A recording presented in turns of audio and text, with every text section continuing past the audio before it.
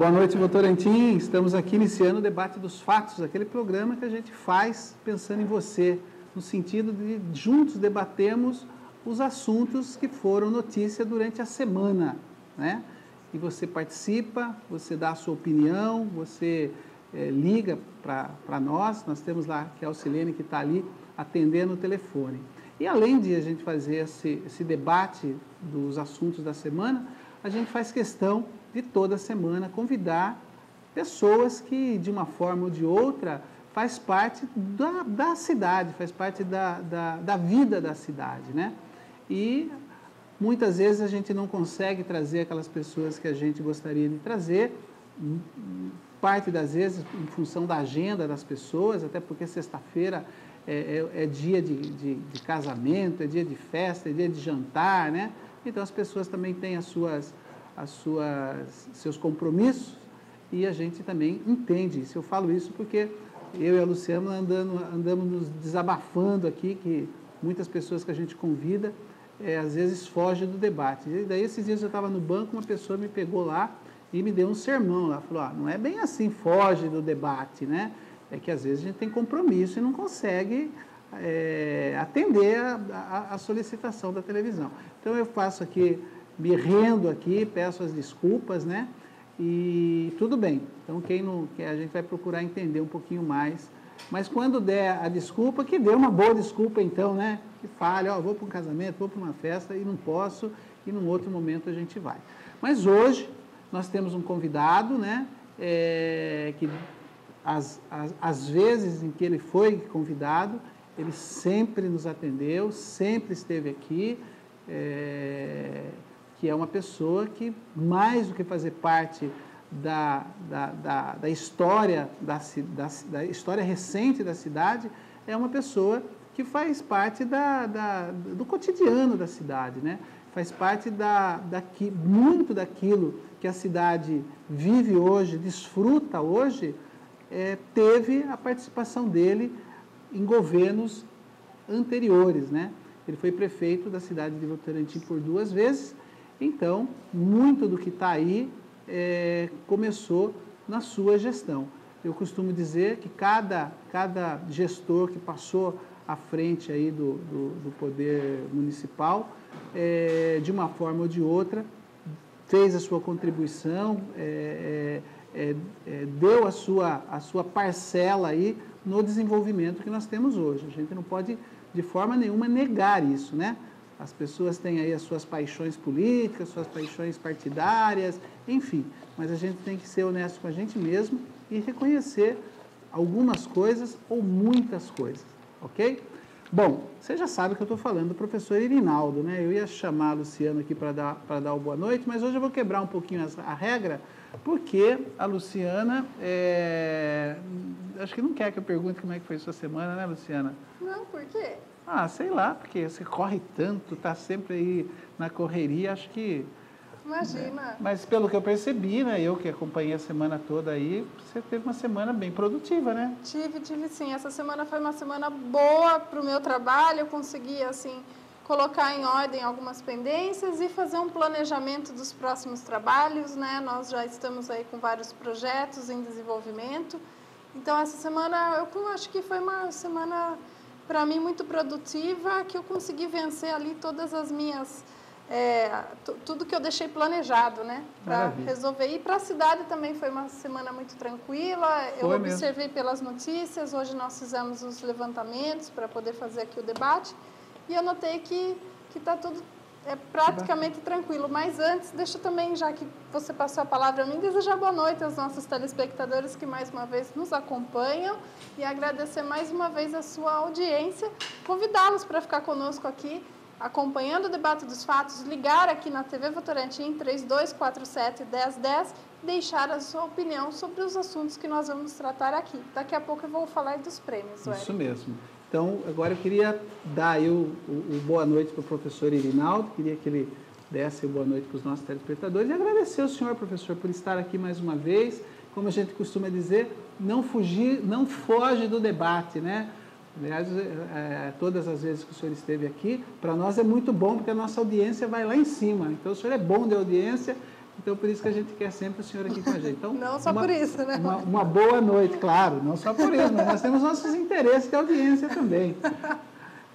Eu quero cumprimentar a todos os telespectadores, cumprimentar você, Kermes, a Luciana, a sua equipe, e dizer para vocês que é uma satisfação para a gente estar aqui. Eu acho que as pessoas que têm uma atuação em nível comunitário, que atua como a gente atua, não podem realmente se furtar a fazer qualquer esclarecimento, participar de uma conversa, que eu acho que isso faz parte do processo. Então, eu sempre que posso me coloco à disposição e mais uma vez, quero que você sempre que julgar necessário, conte que o convidado estarei aqui. Que bom, a gente agradece, fica feliz também. Então, eu também agradeço a participação do Erinaldo mais uma vez aqui no nosso programa. Ele é muito receptivo, a gente ligou, ele prontamente nos atendeu e aceitou vir aqui participar do debate hoje. Pois que não, maravilha, Wellington? Que bom. Então, eu queria que você que mostrasse aí os prêmios de hoje e também, assim, né? Aliás, você já percebeu o tanto que eu mando de recado aqui? Né, é o único programa que eu participo, né? A gente está à frente aí da direção da TV, mas eu fico mandando recado, às vezes, para as pessoas, né? Em vez de falar claramente. Mas, assim, eu ouvi esses dias uma coisa que me deixou triste e entendo também, né? Porque a gente até passa por uma questão de sobrevivência, né? Não é fácil sobreviver com um projeto desse aqui na cidade, eu até entendo. Pô, mas chamar eu de chapa branca, Fiquei triste, viu? Fiquei chateado. Eu entendo a situação, né? Eu até entendo, mas não é bem assim. A gente sabe aí aonde a gente quer chegar, a gente tem aí as nossas falhas, claro que a gente tem, né? Mas a gente procura, pelo menos, dar espaço para todas as pessoas. A prova disso está aqui o professor Erinaldo hoje, tá bom? Mas eu entendo o que você quis dizer para mim, eu fico até reconheço algumas coisas, mas chame a atenção nossa para que a gente não deixe o nosso trabalho tomar um lado ou tomar partido. Então a gente tem que se policiar muito, sim, você tem razão. Mas não precisa chamar de chapa branca, né? Poxa, eu só puxo minha orelha que tudo bem, não precisa chamar de chapa branca. Né, Luciana? Exatamente. E também lembrando que semana passada o senhor não esteve aqui no nosso programa, né? É mesmo. Aliás, esteve aqui a secretária da Saúde. Aliás, vários apresentadores, o Babu, o Cortez, hoje, Luciana, fizeram comentários de que a população participou pouco em relação à secretária. Por quê? Porque a gente sabe o quanto esse telefone aqui toca pelas demandas da saúde na nossa cidade, né? Pelos problemas que a saúde passa aí, e a gente imaginou que tudo aquelas pessoas que nos ligam durante a semana e falando de exame que está marcado há quase um ano, enfim, né? Que essas pessoas fossem se manifestar. E por surpresa, eu assisti o programa no domingo, eu realmente constatei que o número de questionamentos em relação à secretária foi bem menor do que aquilo que acontece durante a semana, né? Mas tudo bem, também não vamos também questionar, né? As pessoas elas têm a liberdade de participar ou não, mas eu acho que muitas pessoas perderam a grande oportunidade de questionar a própria pessoa que é a responsável, vamos dizer assim, por um setor que é tão importante, que é a saúde. Mas, por outro lado, Wellington, nós também já preparamos muitas perguntas relacionadas à saúde, fizemos um programa temático, né?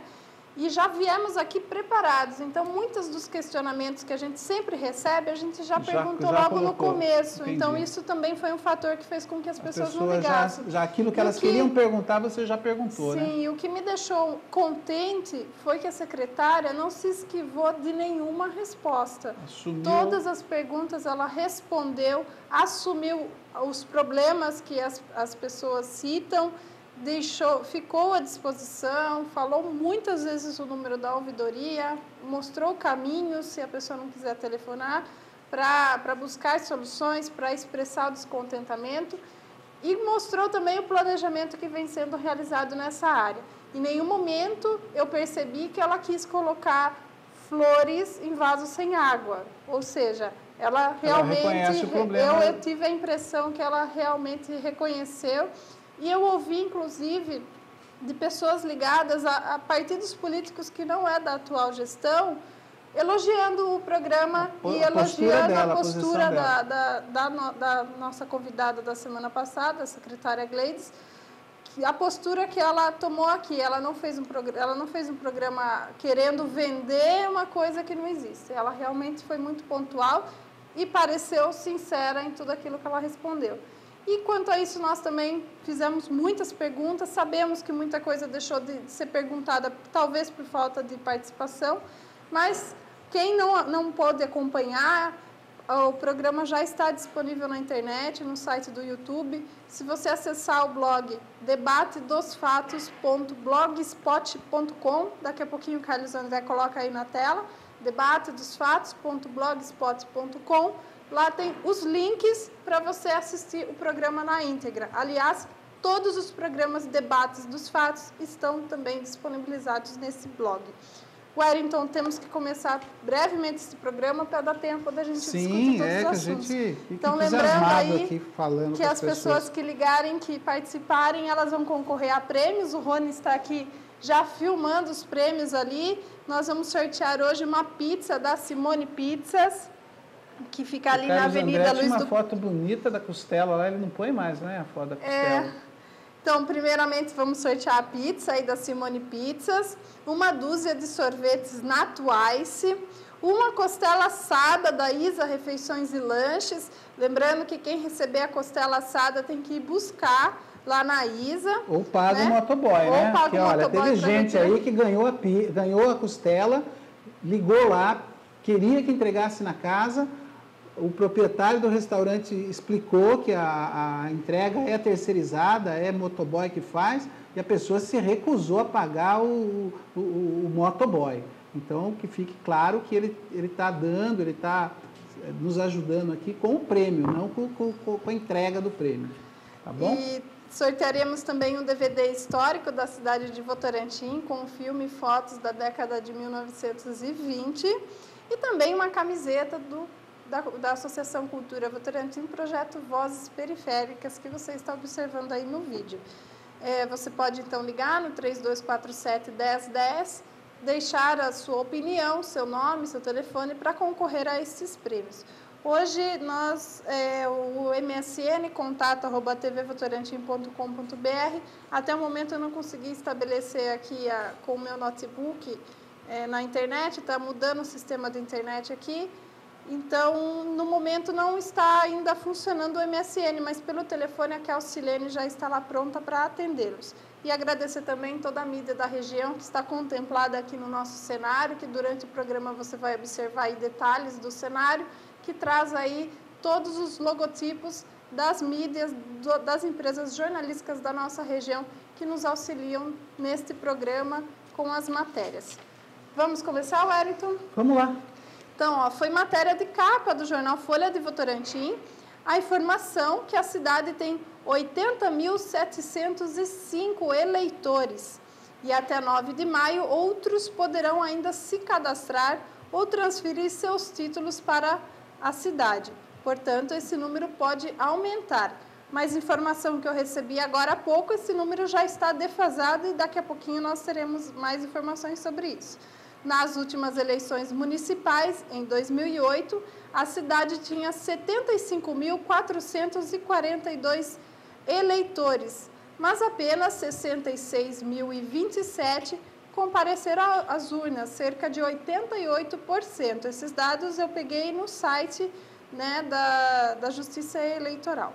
O voto é obrigatório para maiores de 18 anos e facultativo para pessoas de 16 e 17 anos e com mais de 70.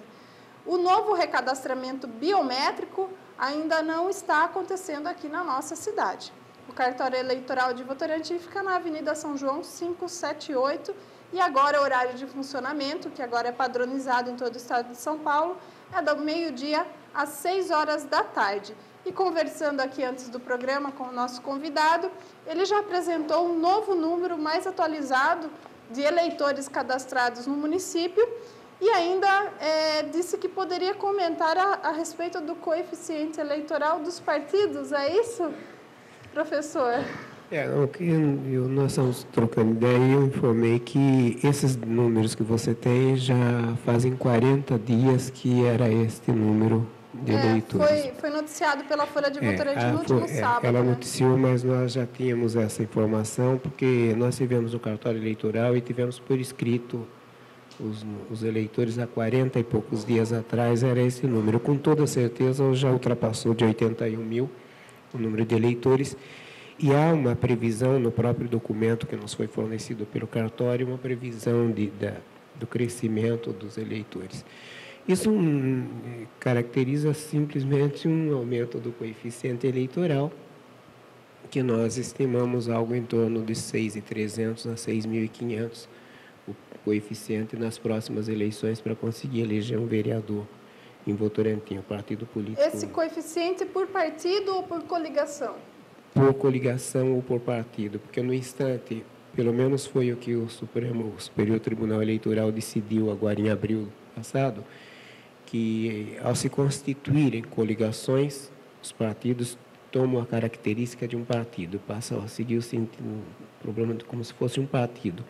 Então, no caso, se um partido sai sozinho, ele joga com 1,5 vezes o número de candidatos na Câmara, de cadeiras na Câmara. Coligando mais de 2 partidos, 2 ou mais, é sempre isso, dobra o número. Então, Votorantim, com 11 cadeiras, o partido sozinho lança 17, coligado lança 22. Em ambos os casos, 30% no mínimo de mulheres. 17, 6 mulheres e 11 homens, 22, 15 homens e 7 mulheres. Esses dados nós temos que tabular, né, e colocar na tela para facilitar o entendimento, mas até as eleições nós vamos ainda discutir e esclarecer isso para a população. Lembrando que o senhor é pré-candidato pelo PSDB, né? Na realidade, o grupo nosso está fazendo um trabalho de contato, de avaliação para decidir o candidato. O grupo vai lançar um candidato, isso é definitivo. Mas o nome propriamente dito, esse nome possivelmente vai ser divulgado talvez em maio. Tudo caminha, né, professor? Até pelas condições, né, dos filiados do PSDB, que o senhor é a pessoa com mais condições, vamos dizer assim, de estar à frente desse próximo pleito, né? Obviamente, a gente entende essa postura de não se colocar publicamente essa pré-candidatura, mas eu acho que tem uma parcela aí da população que acompanha aí o seu trabalho, né? Que são pessoas que viveram aí o momento da sua gestão e que, com certeza, elas aguardam essa notícia de que o pré-candidato do partido é o professor Erinaldo. É uma estratégia do próprio PSDB nessas eleições, porque Sorocaba está vivendo uma situação assim, um pouco diferente de Votorantim, porque apesar do senhor e o partido não assumir publicamente, né, essa condição de pré-candidato, parece que Sorocaba e Piracicaba, tem outras cidades que ainda o PSDB não colocou, não definiu quem seria o candidato do partido. É uma estratégia do próprio partido, a nível nacional, a nível estadual, de não, né, porque não se perde tempo numa campanha, não estou querendo me interferir no processo, né, de cada grupo, mas não perde tempo, assim, para a população não é mais interessante ela já saber quem são as pessoas com quem ela vai poder pensar em estar votando nas próximas eleições, porque a campanha vai estar na rua verdadeiramente depois de julho, oficialmente. Depois dia 5 de julho. 5 de julho, né? Exato. 5 de julho. Mas a gente sabe que tem gente aí que já está em plena campanha, né? Plena campanha. Já não é uma desvantagem, vamos dizer assim? Olha, Carlos, a política ela é muito dinâmica.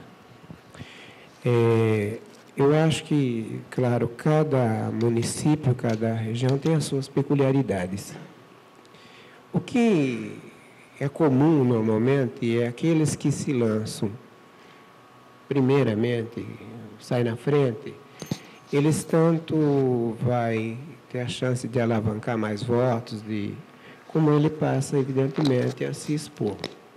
Agora, no nosso caso, eu tenho uma liderança consolidada dentro do meu grupo e eu não tenho nenhum interesse de fazer com que as pessoas entendam, apesar de, por mais que a gente tente fazer, sempre há quem tente fazer o contrário.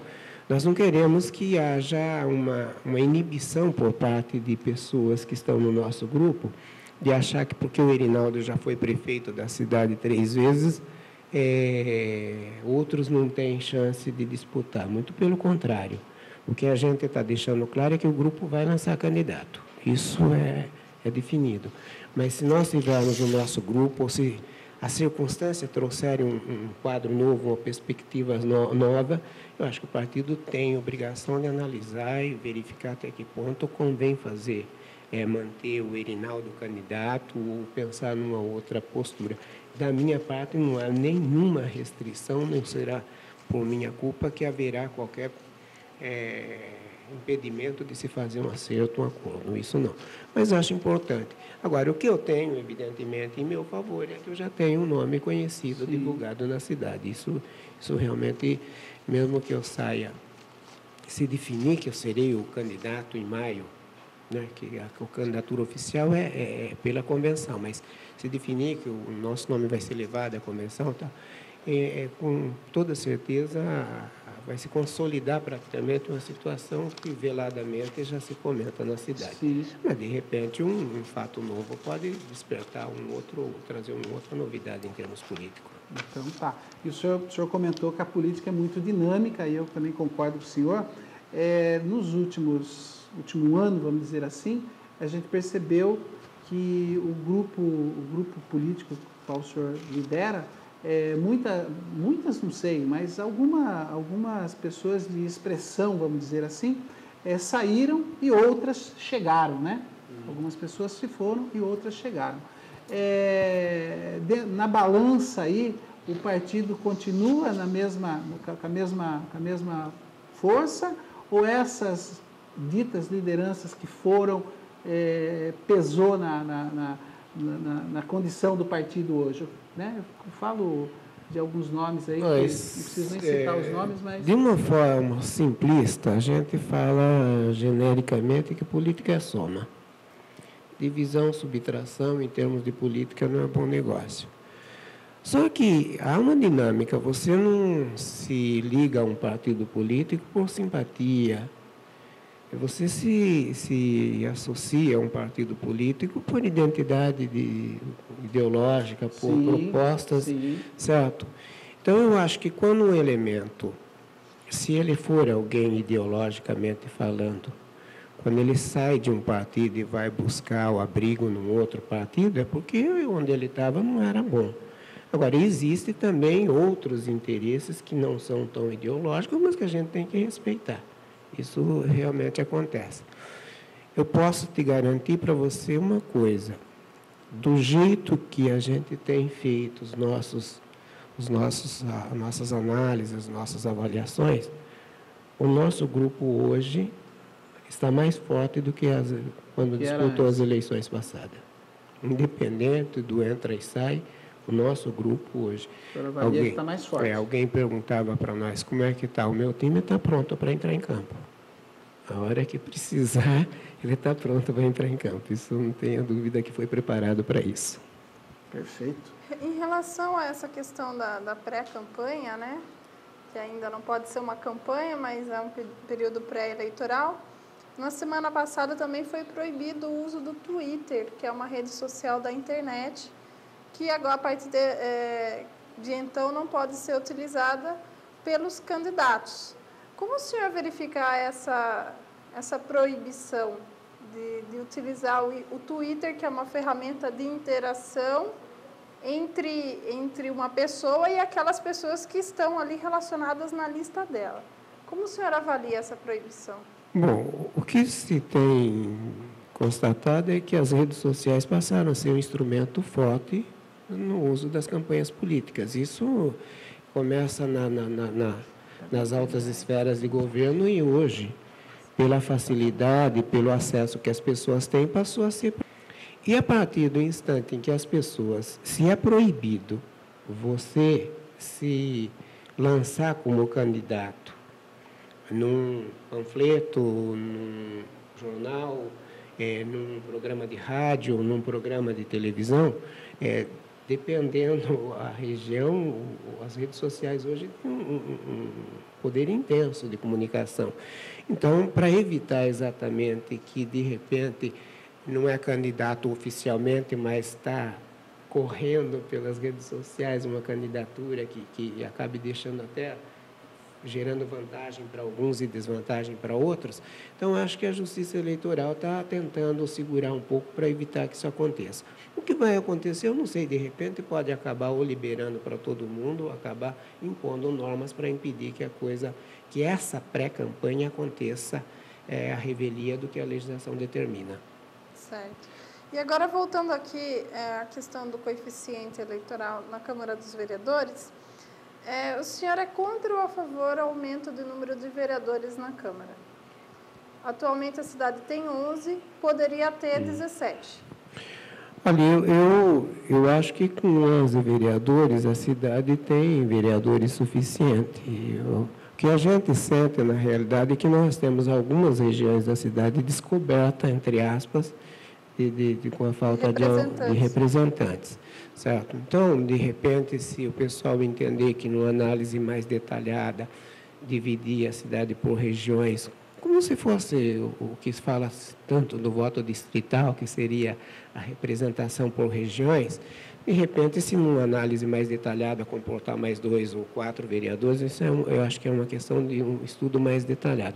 Mas entendo que 11 vereadores, do jeito que está hoje, cobre suficientemente a necessidade da cidade. E na questão política, sempre vai haver uma minoria. Por ser 11, sempre vai haver um partido com minoria.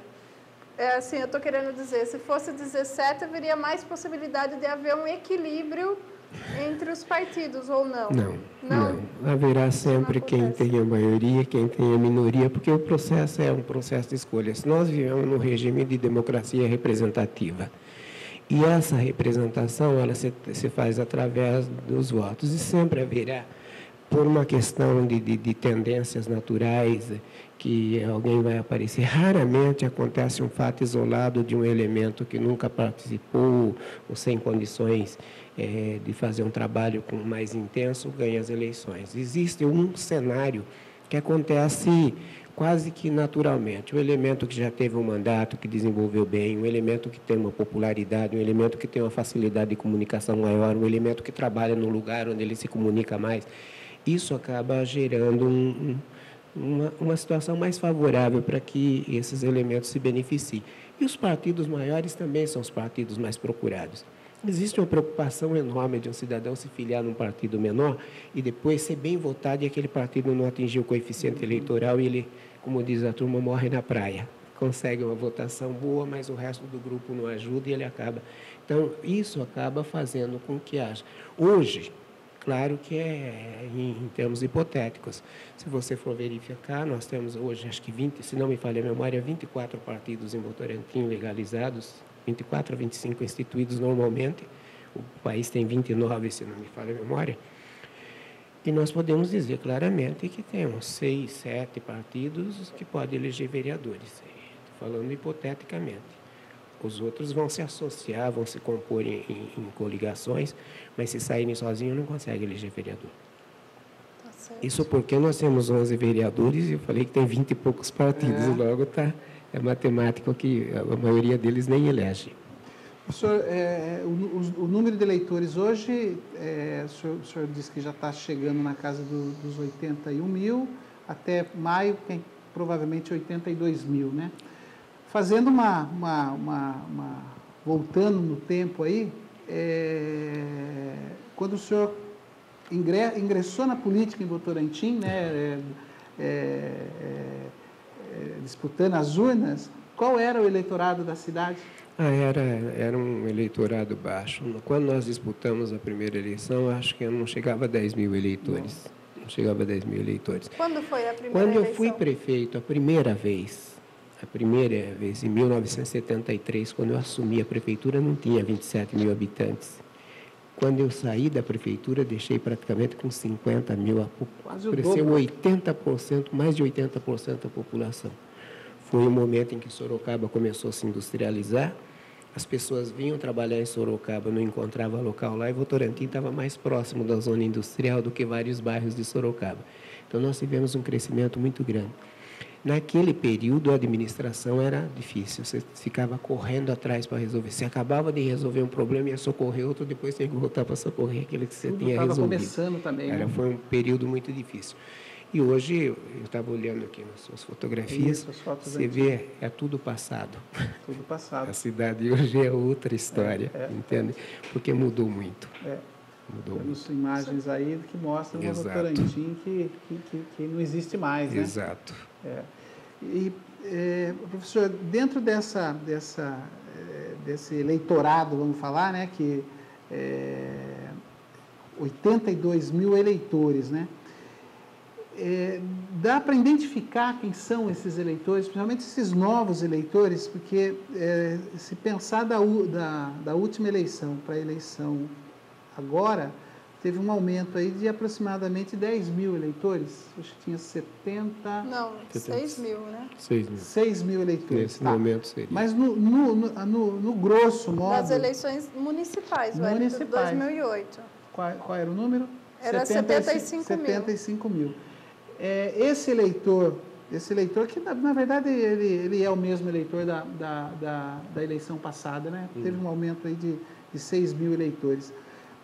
Esse eleitor, ele tem uma identidade com a cidade?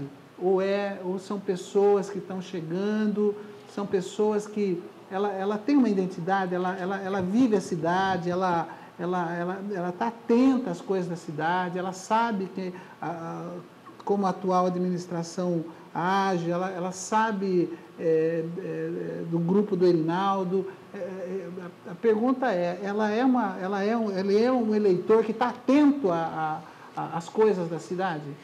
Olha, a história de Votorantim, e acho que da maior parte das cidades que cresceram, principalmente sob a égide de uma situação de industrialização, de geração de emprego, de atração de emprego, ela tem uma população que é uma população vem de duas vertentes, do crescimento natural e das pessoas que vêm de fora. Sim. O pessoal que vive, que nasce, que tem toda a sua origem aqui, esse pessoal tem um vínculo maior, esse pessoal por questão de tradição familiar, essas coisas, sente. E uma parte são pessoas que vêm aqui na busca de conseguir um lugar ao sol, uma chance melhor de vida. O senhor consegue fazer em porcentagem isso aqui? Eu não diria isso, mas outro dia eu estava ouvindo um comentário, quando alguém falava a respeito de algumas ações da administração e falava do crescimento de Votorantim. Quando eu saí em 1996, que foi o último ano que eu fui prefeito, já se falava em Votorantim com mais de 90 mil habitantes. Sabe? Então, é claro, o 96 não era período de censo, o IBGE costuma fazer de 10 em 10 anos, embora ele tenha uma avaliação no espaço menor de tempo, mas oficialmente o que prevalece é o censo, certo? Então, você vai ver que nós não tivemos um crescimento assim tão grande comparado com o que foi no passado. Agora, claro, a realidade que nós vivemos hoje, que parte das pessoas, tanto dos que nascem em Votorantim como dos que chegam para Votorantim, uma parte desse pessoal está encontrando emprego em Sorocaba, não aqui em Votorantim. Isso, evidentemente, que traz para essas pessoas uma situação meio de não lhe desconhecer totalmente a situação de Votorantim, mas não tem aquele mesmo apego como se ele nasceu aqui, viveu aqui, tem a fábrica. De primeiro você trabalhava, o seu pai já levava você com a mão para trabalhar na firma, antigamente não era assim que funcionava. E hoje já não é assim, as pessoas têm que correr atrás das empresas que tratam de recursos humanos, de repente ele vai para um outro lugar, trabalhar aqui na região com outro grupo, se apega a outras pessoas diferentes. Então nós temos sim essa situação, com uma situação onde você tem o pessoal mais ligado e tem o pessoal que, por questões tanto de origem vir de fora como do que fazem hoje, não ter tanto esse apego à cidade. Perfeito. Deixa eu fazer uma pergunta agora, se me Fica à permitir, mais no campo político mesmo, local e sobretudo, a pré-candidatura, que ela ainda não está definida, oficializada, mas eu acho que é uma... Mas já está definida. Não está oficializada, mas está definida. Mas é uma pergunta que eu acho que tem várias pessoas... E olha que a presidente do partido dele já definiu isso para mim. Então, viu, olha só. E tem gente em casa que deve ter essa curiosidade, né? Mas eu já imagino que se não está ainda totalmente definido, não é isso que vai estar definido. A composição para a sua não, porque o senhor também não está definido, mas para vice-candidatura na chapa que vai ser formada dentro do partido. É uma coisa que o partido está construindo, está trabalhando, está buscando, já está caminhado. Como que está? Olha, eu diria para você que os propensos candidatos a vereadores, os pré-candidatos a vereadores, tem sido hoje motivo de maior preocupação do nosso grupo do que propriamente o candidato a vice.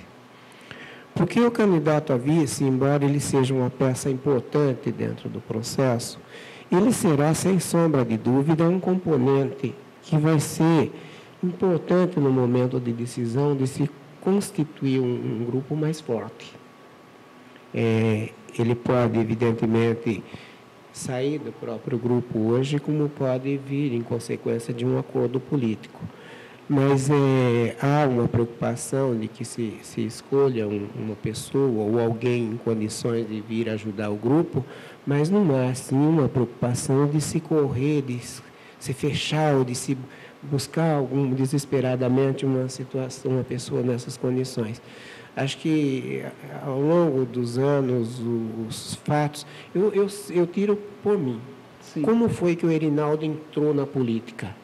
Eu estava num ponto de ônibus, aguardando o ônibus, quando passou um cidadão com fusquinha verde, me deu uma carona e no caminho me convidou para ser candidato a vice dele. Nossa, eu não sabia disso, certo. Não. Sabia? Também não. E alguns meses depois, o Luiz do Patrocínio Fernandes, que foi o segundo prefeito do Votorantim. Mas o senhor também conseguiu uma carona e bem... Entende? Então, foi um fato, talvez, que não foi planejado, que não se correu atrás e que acabou dando resultado. Tanto é que, no próximo mandato, eu não era o homem forte do partido e acabei sendo o terceiro prefeito da cidade. Então, nós temos, sim, uma análise, um cuidado, até certo ponto, uma tendência, mas isso nós não vamos atropelar. A primeira coisa vai se trabalhar em função do nome, se de repente escolhe-se um outro candidato a prefeito que não seja o meu nome, o que o pessoal existe dentro do grupo, uma certa tendência, mas nós estamos insistindo em que se batalhe, que se trabalhe, que se tente buscar alguns nomes novos. De repente é um outro nome e muda o rumo das coisas, o foco das coisas. Entende? Nós vamos buscar um candidato a vice que reforce. Okay. Que traga uma ajuda a mais para o grupo, mas é evidente que na hora certa. Tá certo. Lembrando que a cidade não tem segundo turno, né? Não. Mas, obviamente, o senhor sabe que na orelha pequena aí, o nome do ex-vereador e o comerciante Silvano, né, é muito falado nessa composição, né? O que diz aí a rádio, né? Que o Silvano seria o seu vice, não seria nem o vice do PSDB, seria o vice do Erinaldo, né? E por falar nisso, a diferença em números na última eleição, né, do senhor para o atual prefeito, foi uma diferença apertada, né? Apertada. O Silvano teve aproximadamente 10 mil votos, né?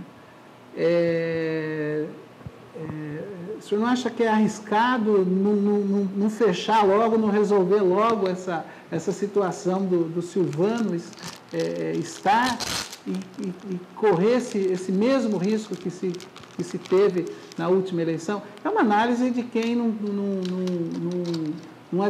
está 100% dentro de uma estrutura partidária, principalmente forte e grande, como é o PSDB, né? O PSDB não é um partido pequeno, é um partido que, né? Então, falar de fora é muito fácil, eu sempre falo isso, né? Se acha que é fácil, vai lá fazer. Mas, pensando matematicamente, pensando com a emoção, né? Não é arriscado uma pessoa com o potencial do Silvano, que se tivesse com o senhor na eleição passada, o resultado provavelmente teria sido diferente, pelo menos eu imagino. O senhor sabe que o Silvano deve ser muito cortejado por aí, né? O Silvano é uma pessoa que nós aprendemos a admirá-lo por ser uma pessoa íntegra, uma pessoa séria, uma pessoa honesta, uma pessoa trabalhadora, uma pessoa de palavra, sabe? Mas eu tenho um comportamento, o Irinaldo, pessoal, de respeitar as pessoas como elas são e o que elas pensam. Sim. O Silvano era um elemento do nosso grupo e quando surgiu na eleição passada um comentário que ele poderia ser candidato a prefeito, eu fui procurá-lo. Não no intuito de demovê-lo, mas para sentir dele o que realmente pensava. Porque eu acho que tanto ele como qualquer elemento nós tem o direito de ser candidato a prefeito.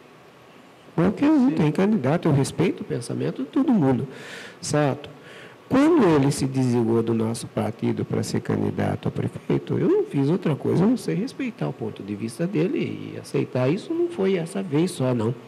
Eu já tenho no meu passado político outros exemplos de alguns amigos nossos que, estando do nosso lado, resolvem sair candidato. Como amigo, eu até aconselho, eu converso, mas a partir do instante que a pessoa quer sair, nós vamos respeitar e acabou, é um direito. Acho que o Silvano traz hoje uma maturidade maior do que aconteceu em 2008. Ele também, sei que o partido dele defende a candidatura dele como prefeito. Candidatura certo? Própria. Isso. E eu acho que as coisas vão se clarear à medida que for se aproximando das eleições. Como eu disse para você, a política é dinâmica. Se daqui a um mês, 2 meses, se nós tivermos um quadro que favoreça uma aproximação, isso não é inviável. Mas nós estamos deixando que as coisas aconteçam, certo? Se nós já tivéssemos corrido na frente e anunciássemos um possível pré-candidato a vice, poderia até estar, quem sabe, dificultando qualquer acordo mais para frente. Então, nós estamos abertos até a candidatura a prefeito. O partido não definiu o candidato a prefeito, não definiu o candidato a vice e está conversando com o seu grupo de pré-candidatos. Nós estamos hoje com certa dificuldade de acomodar os candidatos a vereadores, porque nós temos um time muito grande de pré-candidatos a vereadores. Por isso que eu disse que o nosso grupo hoje está bem mais forte do que o grupo que disputou as eleições passadas. E é por isso que eu disse que o nosso time está pronto para entrar em campo. Só distribuir as camisas e mandar jogar. Vamos jogar. Que bom. Aliás, quem saiu impressionada daqui há uns domingos atrás aí foi a Maria Lúcia Amer, que veio numa reunião do partido, e nós tivemos uma reunião com ela esses dias, e ela estava falando que ficou impressionada, um domingo de manhã, a quantidade de pessoas que tinham lá para essa, não sei se era uma reunião partidária, o que era, mas ela ficou impressionada com a quantidade de pessoas que participaram dessa reunião aí no domingo de manhã. Nós temos, sim. Eu acho que sem querer puxar a sardinha para o nosso lado, nós temos um grupo muito bem organizado. A média de pessoas nos nossos domingos batendo papo sem convite, sem nada. É uma média de 50 pessoas. A gente se encontra e conversa e avalia as coisas. Então, é essa politização que a gente precisa divulgar junto à população. Discutir as coisas, analisar como as coisas estão acontecendo, por que estão acontecendo. Eu acho que isso é importante. O cidadão, na maioria das vezes, as pessoas falam que não quer saber de política. O que é a política?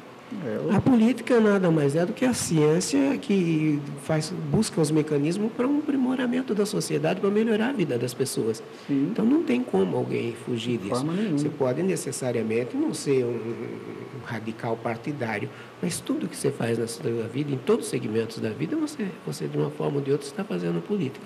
Então, essa consciência política é que a gente precisa despertar nas pessoas. Professor, mais uma perguntinha. O senhor tem acompanhado esse crescimento físico da cidade? O senhor anda pela cidade? O senhor tem sentido como diz, no tete-a-tete aí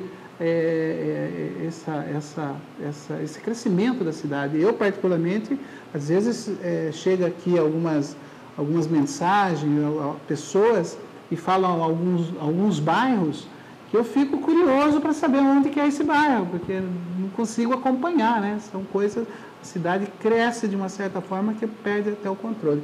O senhor tem procurado estar nesse desenvolvimento da cidade? O senhor está acompanhando? Olha, Kermes, deixa eu falar uma coisa para você. A nossa região como um todo, eu falo Sorocaba e as cidades que estão no entorno de Sorocaba vivem um momento muito bom. Há um processo de valorização muito grande dos imóveis, das coisas aqui na nossa região. Isso, por si só, acaba sendo atrativo para que ocorram empreendimentos. Sim. E esses empreendimentos, ocorrendo de uma forma ou de outra, eles acabam trazendo um crescimento, um desenvolvimento, uma situação materialmente falando, fisicamente falando, de desenvolvimento da cidade. Agora, no poder público, alguns fatos mudaram o comportamento das administrações públicas. Por exemplo, até 1987, essa cidade tinha um único centro de saúde, que era o Dr. Heitor Avino. Quando se municipalizou a saúde, meu mandato terminava em 88, dezembro de 88. Nós, com a municipalização, que foi um processo que nós negociamos, ainda no fim, naquele 1 ano e pouco que restava, nós fizemos o Centro de Saúde do Rio Acima, o Centro de Saúde da Vila Nova, o Centro de Saúde do Parque Bela Vista, o Centro de Saúde do bairro Itapeba, deixamos engatilhado do Novo Mundo.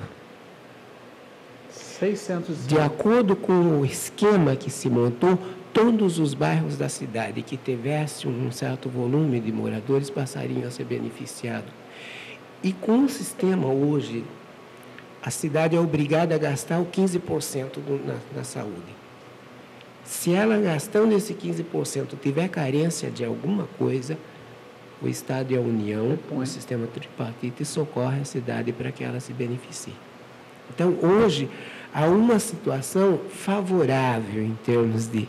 Porque era muito difícil. Eu estou dizendo, quando em 87 nós tínhamos um centro de saúde, 3 gabinetes dentários volantes que atendiam as crianças nas escolas, um postinho médico e um hospital Santo Antônio que era particular. Outro fato, a municipalização do ensino. Sim. Certo? Que eu negociei ainda no ano de 97, como secretário da Educação, iniciei as negociações, escolhemos as primeiras escolas que seriam municipalizadas. Naquele momento não me interessava a municipalização, porque os valores que o Estado iria pagar para o município assumir as escolas do Estado não compensava. Hoje não só compensa, como num primeiro momento o Fundef e agora o Fundeb. com o Fundeb, creche, ensino infantil, ensino fundamental e ensino médio. O município gasta 25% que ele é obrigado, porque se ele não gastar, ele tem as contas dele rejeitadas. Sim. Mas a partir do instante que ele gasta, se há necessidade, ele provar necessidade, o Estado ajuda ele a fazer e a União ajuda a fazer. Esses dias o governador veio e entregou para o prefeito de Votorantim R$1 milhão para ele fazer uma creche. E o prefeito havia noticiado naquela semana ou na semana anterior, mais 2 que o governo federal estava liberando. É diferente, é muito diferente. O plano de creche que nós iniciamos com a creche da Vila Gale, com a creche do Vossoroca, eram todas elas feitas com recursos do município. Então, a situação mudou. E para completar ainda, o quadro é diferente hoje. Antigamente, você teria que correr atrás para conseguir, de alguma forma, uma ajuda a fundo perdido. Hoje, as emendas orçamentárias feitas pelos deputados que têm interesses de investir nas cidades, principalmente uma cidade que tem um contingente de 80 mil eleitores, de repente você pavimenta ruas, constrói praça. Aí, a praça de eventos. Sim. A praça de eventos. 2,5 milhões, 1.980.000 contrato original, o primeiro aditamento foi para 2,5 milhões, anunciado pelo próprio prefeito, vocês devem ter anunciado aqui, porque ele falou na rádio isso. Foi. Certo? Todos os recursos praticamente vindo de fora. Então, hoje, com essa possibilidade... Sabe como a gente fazia as escolas no começo? Em 1969, quando eu assumi como chefe de gabinete, o Luiz era prefeito, o único ginásio de Votorantim estava escorado com varas de eucalipto. Abimael Carlos de Campo, a primeira escola feita com dinheiro da cidade, e pedi, pelo amor de Deus, para o Estado assumir. Depois nós fomos construindo outras escolas. Vossoroca, o Edith Maganini, na Vila Garcia, no Jardim Serrano, inúmeras escolas o município fazia com dinheiro da cidade e pedia, pelo amor de Deus, e ficava desesperado olhando no Diário Oficial para ver se o Estado criava a escola e assumia. Hoje não.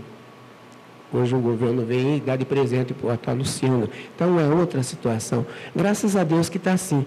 E que, quem sabe, daqui a algum tempo mais não fica uma criança fora de uma creche, não fica uma criança fora de uma escola, que eu acho que isso são os passos mais importantes que o país está dando hoje. Então, que hoje está mais fácil administrar... Em termos de recursos vindo de fora, não tenha dúvida. Não tenha dúvida. Nesse período não existiam as emendas parlamentares? De jeito nenhum. Você tinha que implorar, pelo amor de Deus, alguma ajuda, tudo perdido, que era terrível. Mas, olha, eu falo para você, a estação de tratamento de água, que nós entregamos no ano de 88, que é a obra mais cara desta cidade. Com toda a dificuldade, nós entregamos sem ficar devendo um tostão para ninguém. Pago pelo dinheiro nosso, conseguimos alguma ajuda, corremos atrás de alguma coisa, mas conseguimos fazer a obra que a água tratada da estação de tratamento hoje, suficiente para a cidade, praticamente para o dobro da cidade. Nós vamos falar de água aqui ainda, viu? Falar de água e falar de SAI.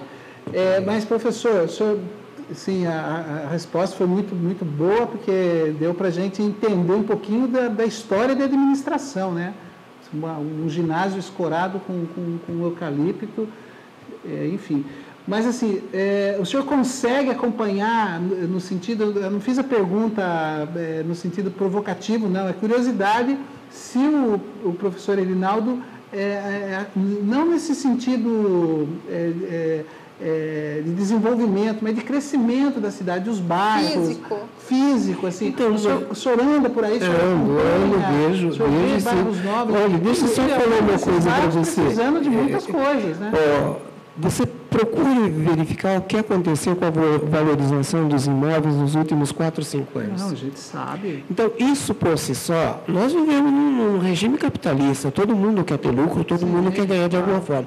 Então, esses investimentos que você vê hoje, tanto condomínios fechados, como loteamentos abertos, como está vindo aqui o Iguatemi, o outro, vem porque gosta do povo de Votorantim? Não, vem porque está num troco rodoviário, certo? porque tem um mercado consumidor enorme, porque existe hoje uma perspectiva de melhoria nos próximos anos. Claro, esse pessoal tem uma visão enorme. Então, isso gera crescimento nos bairros, isso gera o próprio comércio de Votorantim, que a vida inteira foi um comércio incipiente, hoje você já passa nos bairros, você já vê o surgimento de núcleos comerciais que já começa a dar vida para a cidade. Entende? Então, isto é uma situação que há muito tempo a gente já dizia. Se Votorantim se preparar, se nós tivermos condições de se planejar e essa conurbação continuar acontecendo. Essa semana alguém me disse para mim que ofereceram um valor violento por uma casinha na Gisele Constantino. O que vão fazer? Vão morar? Não, só para derrubar. Só para derrubar. Certo? Então, isso está acontecendo na cidade inteira. E não é só Votorantim, não, viu? Se você andar nas cidades da região, você sente que esse processo está acontecendo nas cidades no entorno de Sorocaba. Entendi. Bom, vamos, antes do comercial, para depois a gente entrar aqui nas perguntas e dar um oi para quem está ligando, nós fizemos uma enquete, né? A Érica saiu pelas ruas aí e fizemos uma enquete. E a pergunta, se eu não estou me enganado, era se a pessoa se recordava em quem ela tinha votado nas últimas eleições. Está no ponto aí, Carlos André? Dá para soltar uma parte dessa enquete? Você se lembra em quem você votou para vereador na eleição passada? Não lembro. Não lembro mesmo. O que Votorantim te orgulha? O que orgulha? Eu acho que é mais os policiamentos que está tendo, né? Por causa de droga, essas coisas, como eu moro perto de praça, é muita droga que tem ali, então é movimento de policial ali direto. Eu acho muito bom. O que te envergonha em Votorantim? Deixa eu ver o que envergonha. O que mais envergonha, eu acho que devia ter, assim, aqui um albergue, né? Esses andarilhos que eu tenho muita dó de ver à noite, com chuva, frio. Eles deitados assim, eu acho que deveria ter, né? Algum lugar para eles poder comer, beber, dormir. Isso envergonha. Foram ouvidas aproximadamente 12 pessoas. No decorrer do programa aqui, a gente vai soltando aos poucos. Mas você viu ali uma senhora falando que se orgulha do policiamento próximo da casa dela e ouviu também que ela tem vergonha da cidade não ter um albergue. Você acha importante um albergue para a cidade, professor Erinaldo? Olha, eu acho que tudo que se puder conseguir e que traga de uma forma ou de outra benefício para as pessoas, eu acho que são conquistas importantes. Não tenha dúvida que um albergue, como ela falou, é extremamente constrangedor. Inúmeras vezes eu já falei, é difícil você estar na sua casa confortável, tranquilo, sabendo que tem alguém do lado de fora passando frio, tomando chuva, ou passando fome, sabe? Então, eu acho que isso é alguma coisa que está certo, tem que se batalhar para que se consiga melhorar essas situações e ajudar as pessoas que precisam mais. E o fato das pessoas não se recordarem muito, eu acredito que é mais no campo da Câmara Municipal, em quem elas votaram. Não é preocupante isso? Porque se ela não lembra, é sinal que ela não acompanha, ou o candidato dela não foi eleito também, né? Mas, de qualquer forma, eu acho que isso demonstra aquilo que a gente disse. As pessoas não são muito ligadas em política. E eu acho que as pessoas precisam ser ligadas. As pessoas têm que entender que o administrador público, ele está gerindo o dinheiro dela mesmo. Nenhum administrador vai tirar do bolso para fazer escola. Tudo bem, o elemento que ocupa o poder, ele se sente feliz quando ele resolve alguma coisa e destaca que na gestão ele construiu tal coisa, mas tudo que ele fez com o dinheiro público. Agora, tem mais valor aquele que consegue aplicar melhor o recurso público do que aquele que desperdiça o recurso público. Por isso que a gente acha muito importante que as pessoas participem da política, que elas avaliem, porque ela não votou, o candidato dela não votou, mas alguma coisa fez com que ela escolhesse aquele candidato. O candidato não ganhou, mas alguma coisa fez com que ela escolhesse aquele candidato.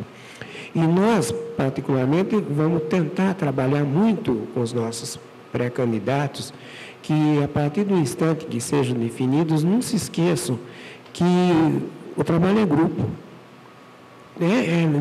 Claro que nem todos vão ganhar, mas é importante que todos procurem assumir o trabalho do grupo, divulgar aquilo que se propõe, e mesmo não sendo eleito, integre o grupo do mesmo jeito e atue e cobre, dê satisfação para as pessoas, para provar que ele não foi apenas uma aventura de eleições, ele foi alguém preocupado com os interesses da cidade e, mesmo não sendo eleito, está dando uma satisfação para a população.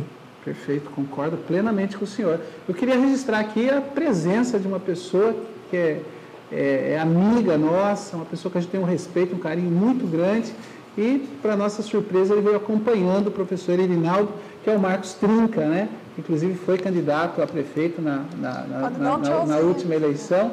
Então, obrigado pela visita, viu, Marcos? É uma alegria, uma satisfação ter você aqui com a gente. A gente vai para um intervalinho e a gente já volta com mais debate dos fatos, as notícias. Você que está ligando, a Luciana já vai falar seu nome aqui. E tem mais enquete. Vamos ouvir depois aí o que as pessoas, se elas se lembram em quem elas votaram e o que elas se orgulham da cidade de Votorantim e o que elas se sentem tristes com a cidade de Votorantim. Então não saia daí, eu, Luciana e professor Irinaldo já voltamos.